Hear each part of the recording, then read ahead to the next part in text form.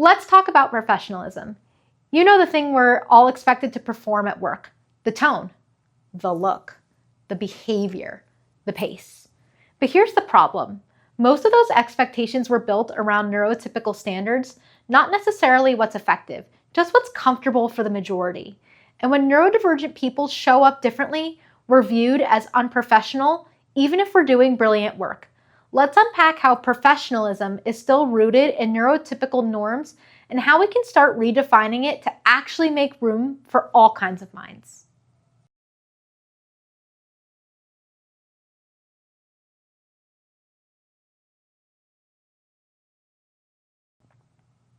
Professionalism didn't just appear out of nowhere. It was shaped by traditional corporate culture, one that centered white, neurotypical, male, able-bodied norms. That means things like eye contact, firm handshakes, speaking in a certain tone, or handling confrontation in specific ways were never neutral. They were chosen. And those same standards are still being upheld today, even when they don't reflect the full range of ways people work, think, or communicate.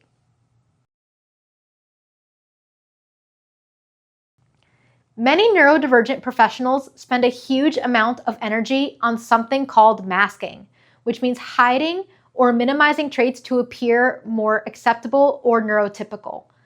By not stimming in meetings, forcing eye contact, carefully scripting conversations, mimicking tone or facial expressions, and more. These aren't performance hacks, they're survival strategies.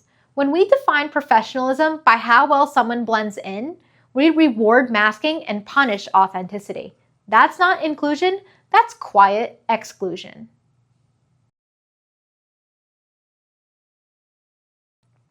Let's talk about how we communicate. Many definitions of professionalism expect people to be direct, but not too direct, expressive, but not too expressive, assertive, but always with the right tone.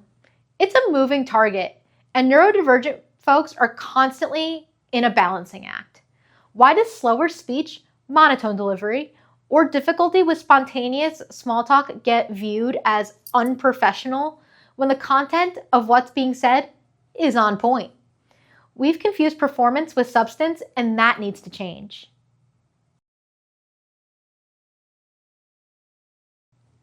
Look professional, sit still, don't fidget.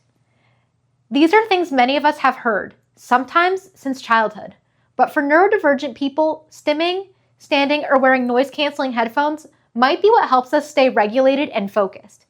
When professionalism is tied to looking a certain way instead of functioning effectively, it becomes performative. We need to stop labeling sensory tools and behaviors as distractions and start recognizing them as support strategies.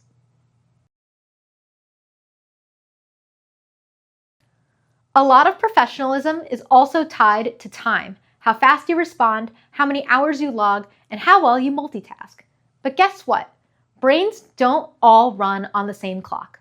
Some people need quiet blocks to think.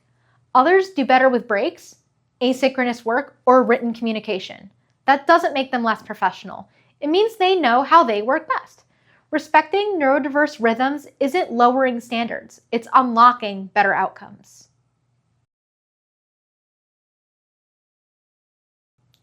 So, what should professionalism mean?